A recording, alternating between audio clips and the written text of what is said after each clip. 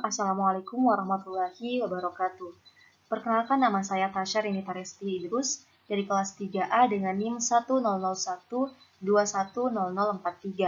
dari program studi Pendidikan Guru Sekolah Dasar, Fakultas Keguruan dan Ilmu Pendidikan, Universitas Sultan Ageng Tirtayasa. Nah, pada kesempatan kali ini saya akan sedikit memaparkan tentang pluralitas di Indonesia. Nah, pluralitas di Indonesia disebabkan karena Indonesia merupakan kepulauan yang sangat luas terbentang dari Sabang hingga Merauke. Nah, wilayah Indonesia yang sangat luas ini tentu memiliki beragam suku, agama, ras maupun golongan. Nah, menurut data Badan Pusat Statistik atau BPS yang dikutip oleh Java Post National Network atau JPNN, terdapat 1.128 suku bangsa yang ada di Indonesia. Nah, keragaman ini merupakan salah satu realitas utama yang dialami masyarakat dan kebudayaan Indonesia sejak masa silam. Keragaman yang biasa disebut dengan kemajemukan adalah sebuah sunatullah, hukum alam sekaligus keberuntungan yang dimiliki oleh bangsa dan negara ini, sehingga dan tidak banyak dimiliki oleh bangsa dan negara lain. Nah, kemunculan gagasan pluralitas tidak terlepas dari sejarah perkembangan pluralisme. Nah, apa sih itu pluralitas?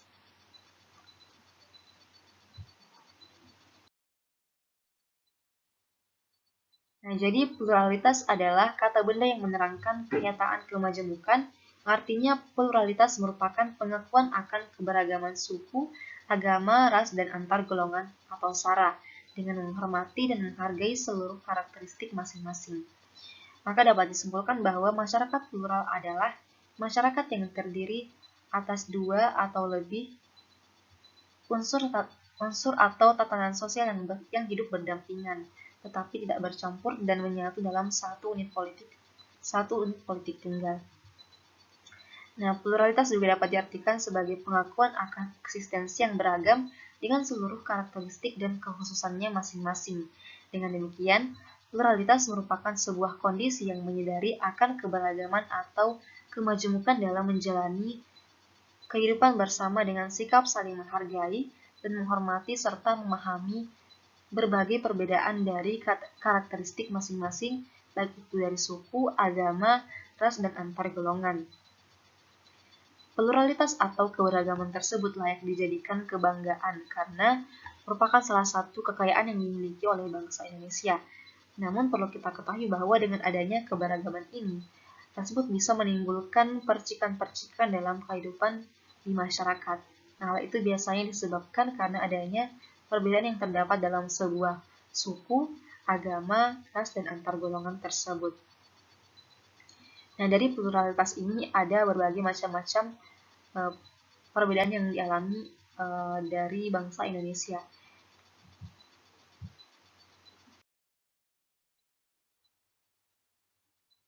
Yang pertama yaitu pluralitas agama.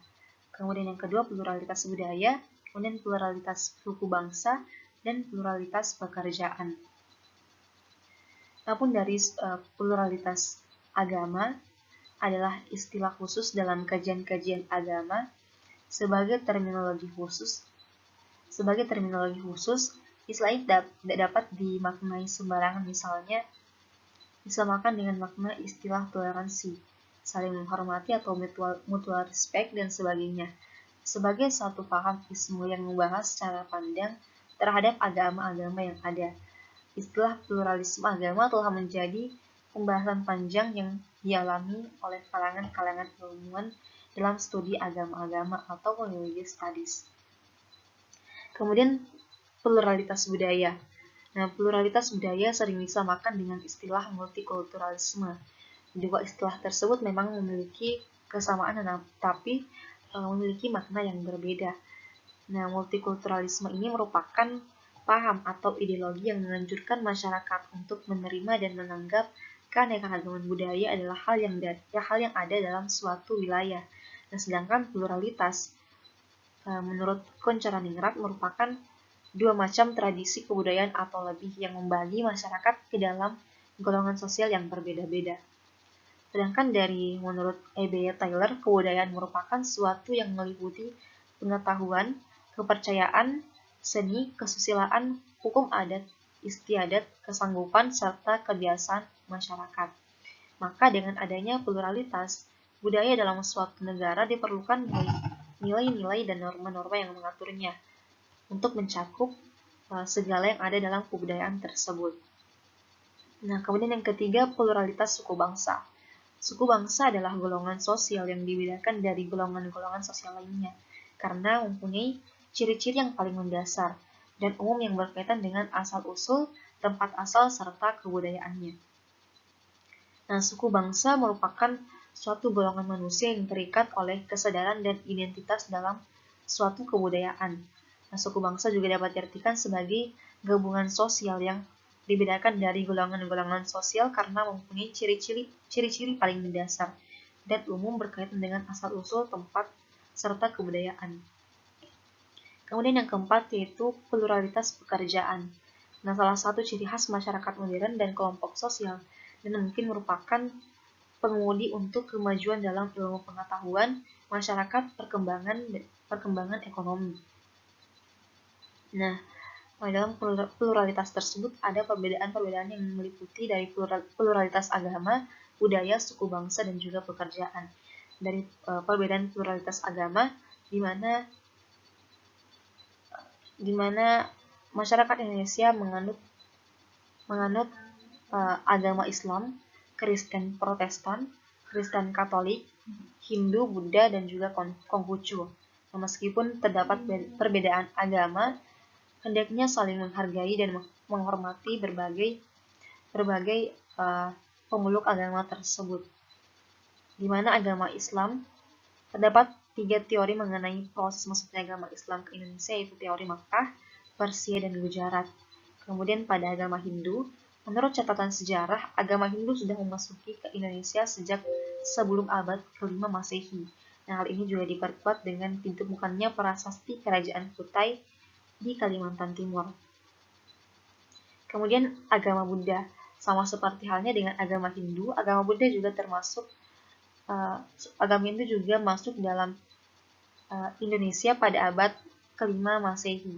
Nah, salah satu berita tertua tentang kehadiran agama Buddha ini berasal dari berita Tiongkok yang ditulis oleh Fasien pada tahun 414 Masehi.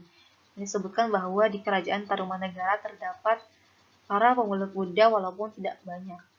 Kemudian selanjutnya yaitu agama Konghucu.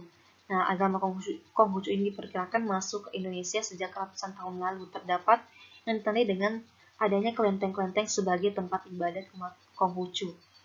Nah, kemudian agama Kristen Protestan, di mana kedatangan mereka ke Indonesia sebenarnya adalah dengan tujuan untuk mencari rempah-rempah yang akan mereka perdagangkan di Eropa, di mana dimulai pada bangsa Portugis dan kemudian bangsa Belanda yang datang ke Indonesia.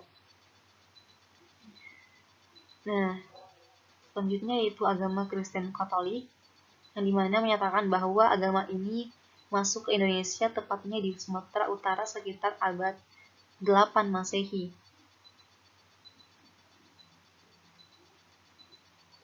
Nah, selanjutnya yaitu pluralitas budaya. Perbedaan dari pluralitas budaya. Dan pluralitas keragaman budaya ini dapat dilihat dari berbagai macam budaya yang dimiliki setiap suku bangsa yang ada di Indonesia. Contohnya saja yaitu suku Bali, di mana suku Bali ini memiliki sebuah budaya tarian yang bernama tarian pendet.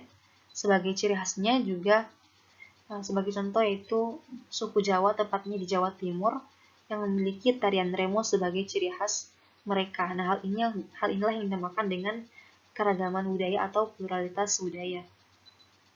Kemudian perbedaan pluralitas suku bangsa. Nah, pluralitas suku bangsa ini dapat ditinjau dan dimaknakan dari berbagai titik pandang.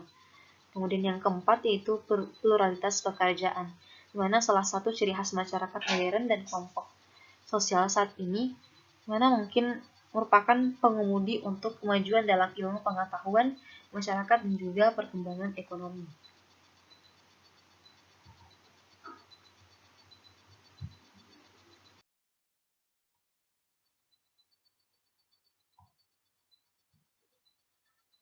Nah, selanjutnya yaitu pluralitas di Indonesia.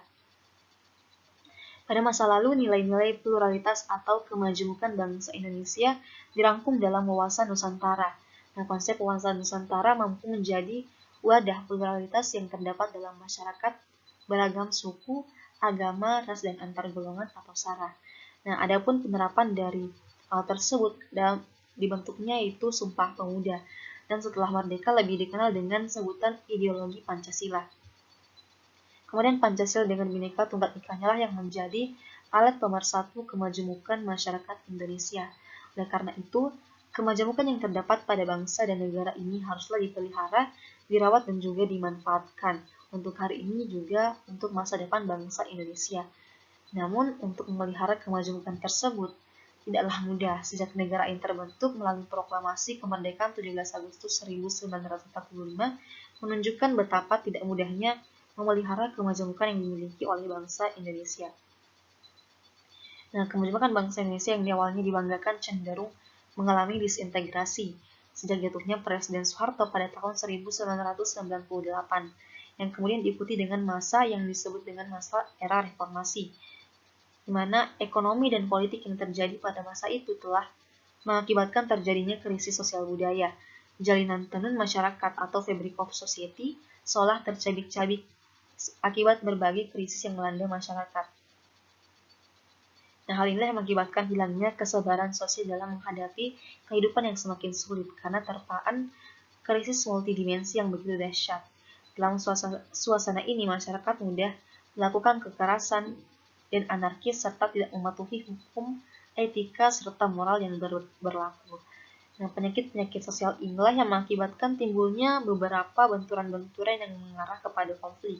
Nah, konflik dalam hal ini, konflik yang dimaksud adalah yang bernuansa suku, agama, ras, maupun antar golongan tertentu. Nah, dari pluralitas di Indonesia ini dapat menyebabkan beberapa dampak-dampak. Salah satunya itu dampak positif dan dampak negatif dari adanya pluralitas di Indonesia.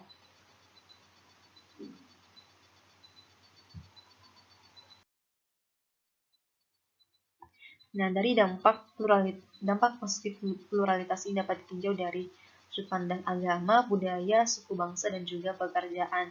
Adapun dari dampak positif agamanya, pluralitas ini dapat mendekatkan diri kepada Tuhan Yang Maha Esa, kemudian mengajarkan kita kepada kebaikan, kemudian menjadikan hidup lebih tenang dan tujuan hidup yang lebih jelas. Kemudian dari dampak positif budaya, di mana bahasa lokal dapat memberikan tambahan istilah bagi bangsa Indonesia. Kearifan budaya lokal dapat memperkaya strategi pembangunan sesuai lokasinya, atau teknologi tradisional dapat menjadi alternatif bagi pengembangan dan pemasyarakatan. Kemudian yang kedua, dengan adanya pluralitas budaya, maka kita dapat memahami perasaan kebersamaan. Kemudian yang ketiga, dampak positif suku bangsa. Yang pertama yaitu bahasa lokal dapat memberikan tambahan istilah bagi bahasa Indonesia.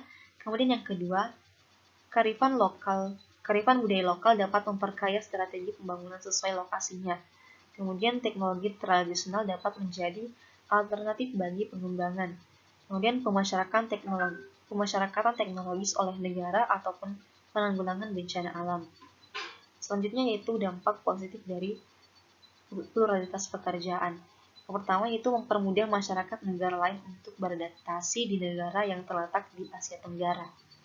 Kemudian menambah devisa karena banyak budaya yang dimiliki untuk membuat turis datang ke negara tersebut. Nah, kemudian melatih untuk menghargai perbedaan dan rasa toleransi. Nah, selanjutnya yang terakhir adalah memotivasi anak bangsa untuk tetap menjaga persatuan di tengah-tengah perbedaan.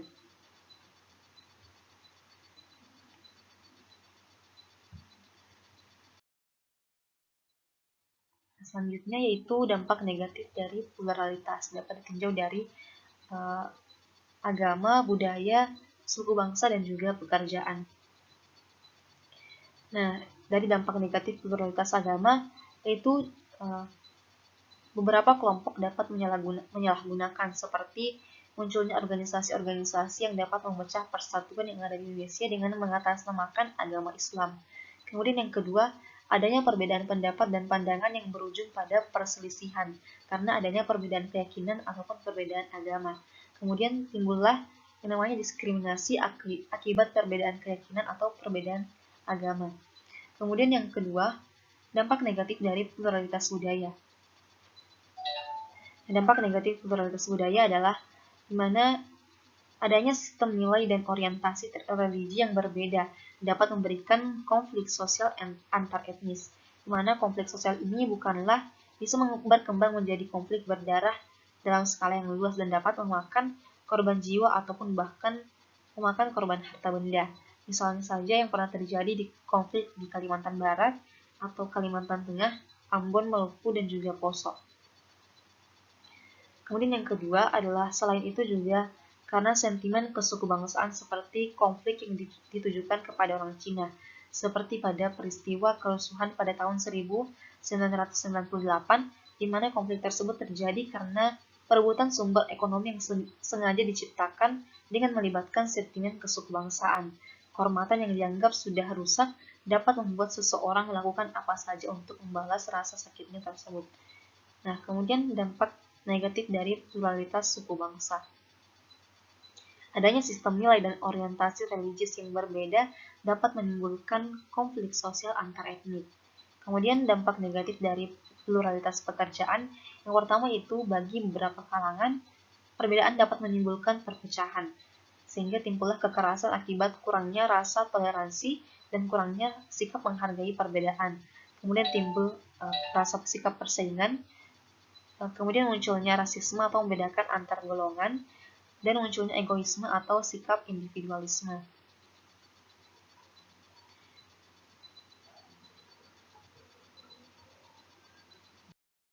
Nah, selanjutnya yaitu upaya untuk menyikapi pluralitas di Indonesia. Nah, perbedaan memang menjadi sesuatu yang lumrah ditemukan.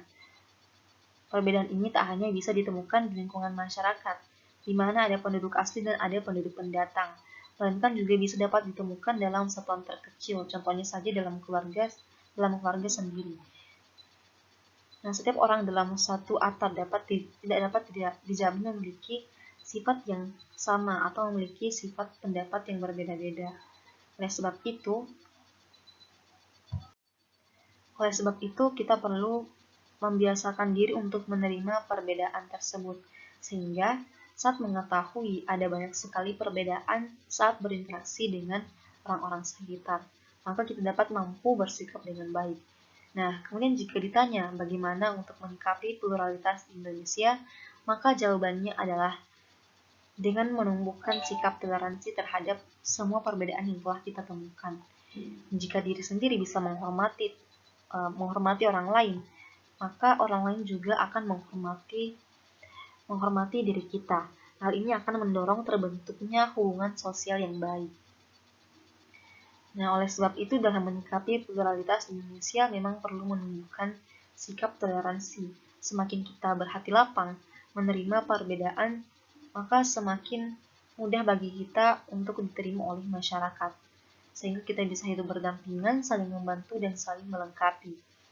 Nah, dari adanya pluralitas ini kita dapat mengambil manfaat. Yang pertama yaitu dapat mengembangkan sikap saling menghargai, di mana manfaat pluralitas ini diciptakan untuk saling menghargai, yakni menghargai dan mengakui kemampuan maupun prestasi yang dicapai oleh orang lain.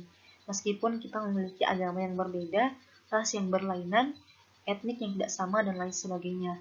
Mampu menghargai siapa saja dengan segala pencapaiannya akan membantu diri sendiri dihargai oleh orang lain. Tidak perlu membedakan orang berdasarkan dari aspek agama, budaya, suku, ras dan juga golongannya. Sebab setiap orang memiliki kemampuan unik dan bermanfaat bagi diri sendiri bahkan untuk orang lain. Nah, menyadari hal ini maka sikap menghargai prestasi mereka akan terbentuk. Tidak hanya bersedia untuk berinteraksi, akan tetapi juga untuk bekerja sama dan berkolaborasi memberikan kepercayaan. Nah, tindakan diskriminasi kemudian bisa dihindari dengan tumbuhnya sikap saling menghargai dan saling menghormati. Kemudian yang kedua adalah budaya bisa terus dikembangkan. Tanpa memiliki kemampuan menyikapi pluralitas budaya di Indonesia,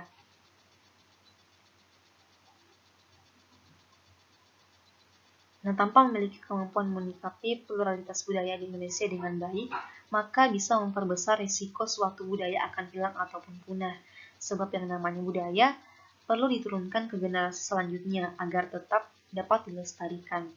Nah, ada banyak contoh budaya yang sempat punah di Indonesia. Salah satunya adalah budaya ketoprak yang ada di Jawa Tengah maupun Jawa Timur. Nah, dulu ketoprak menjadi salah satu hiburan rakyat, menjadi pilihan siapa saja yang sedang memiliki hajat untuk menggelarnya sebagai hiburan kepada tamu undangan. Namun perlahan peminat seni ketoprak ini minim dan semakin hilang. Nah, itulah yang harus dipertahankan untuk menjaga adanya pluralitas di Indonesia. Nah, untuk menghindari kemungkinan budaya yang dimiliki hilang maupun budaya orang lain hilang, maka harus menumbuhkan sikap pluralitas sehingga setiap orang leluasa menjaga dan mengembangkan budaya yang dimilikinya. Kemudian yang ketiga adalah meningkatkan kualitas sumber daya manusia, di mana siapa sangka dengan kemampuan yang baik dalam menyikapi pluralitas budaya, tak hanya menjaga suatu budaya tetap lestari, akan tetapi juga dapat meningkatkan kualitas sumber daya manusia. Mengapa demikian? Karena dimulai dari kebebasan setiap orang untuk meraih mimpinya. Nah, seseorang akan kebebasan untuk meraih mimpinya. Seseorang juga tidak akan mengalami kesulitan untuk menjadi apa yang mereka inginkan. Sehingga semua orang bisa dapat berjuang dengan maksimal untuk meraih prestasi setinggi mungkin. Sehingga mereka tidak mengalami hambatan-hambatan untuk berkembang lewat kesempatan yang mereka raih, seperti hak pendidikan, meraih jabatan tinggi, dan sebagainya. Nah, kualitas sumber daya manusia ini pun meningkat dan kemudian mampu mendorong perkembangan perekonomian. Kemudian yang keempat adalah menciptakan kerukunan dan perdamaian. Nah, manfaat berikutnya dari sikap pluralitas ini dalam lingkungan masyarakat adalah mampu menciptakan kerukunan dan perdamaian. Nah, suatu lingkungan menjadi tempat yang aman, damai, dan nyaman untuk tinggal jika kondisinya itu mendukung. Misalnya pendatang diterima dengan baik oleh masyarakat tanpa pernah diremehkan atau mengalami diskriminasi oleh masyarakat setempat. Nah, itu berdampingan dengan masyarakat asli yang lahir dan besar di daerah tersebut, kemudian menjadi hal yang mungkin untuk terjadi. Dimana sehingga kita bisa hidup rukun, lingkungan menjadi aman, damai, dan juga nyaman. Hal ini tentu menjadi keinginan setiap orang, sebab jika ada konflik yang berkepanjangan, maka lingkungan menjadi tidak kondusif, sehingga perlahan-lahan akan lebih banyak orang yang pindah ke lingkungan lain. Berarti lingkungan tersebut bisa tertinggal atau mati. Nah, teman-teman, itulah tadi materi tentang pluralitas di Indonesia.